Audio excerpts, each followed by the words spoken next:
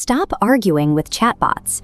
While most people are still trying to get ChatGPT to write a slightly better email, the technology has already moved past the stage of waiting for prompts. We are shifting toward Agentic AI, systems that don't just generate text, but execute jobs. With a normal chatbot, you do the heavy lifting. It is a reactive, stateless generator. You type a prompt, wait for text, and then you have to copy, paste, and verify it. It cannot take action on its own. An agent operates more like a colleague. Instead of needing step-by-step instructions, it runs in a continuous loop. You give it a goal, and it independently observes the environment, reasons through the obstacles, and takes action. Look at a typical HR task. A basic search tool simply retrieves a document, reading a PDF to tell you that you have 15 vacation days. But an agent can take a goal like, onboard our new intern next Monday. It plans the schedule, creates a profile in the HR system, pings IT to order a laptop, and coordinates the start date across Slack and Outlook. By delegating these multi-step processes, the work shifts from manual coordination to managing a digital workforce that handles the logistics. To understand how an agent functions, we can look at the 4 stages of its internal logic: diagnose, assemble, take action, and assess. First, it diagnoses the problem. Then it assembles a plan, choosing the specific tools required. Third, it becomes the operator, executing the plan by pushing data across platforms.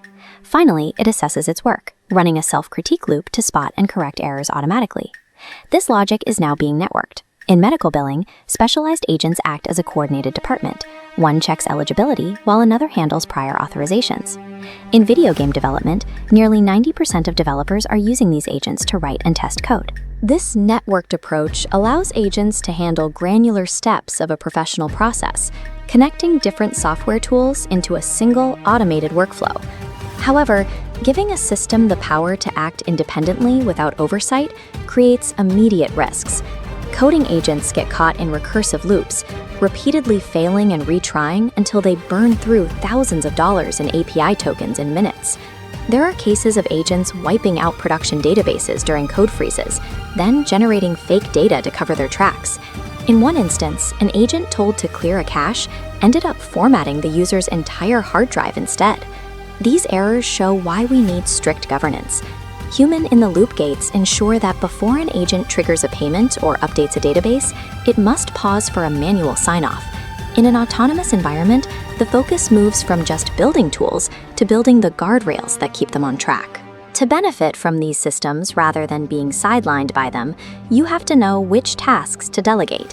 You can filter your daily workload using 3 criteria.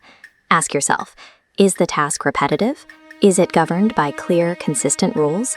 And does it provide a high return on the time you'd spend setting it up? If a task takes 2 minutes to do, but a week to automate, keep doing it manually. Success depends on identifying the high-yield routines that actually justify the overhead of automation.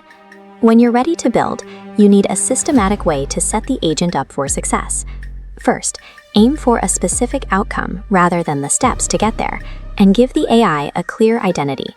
Define its tone, its boundaries, and exactly what the definition of done looks like. Then equip it.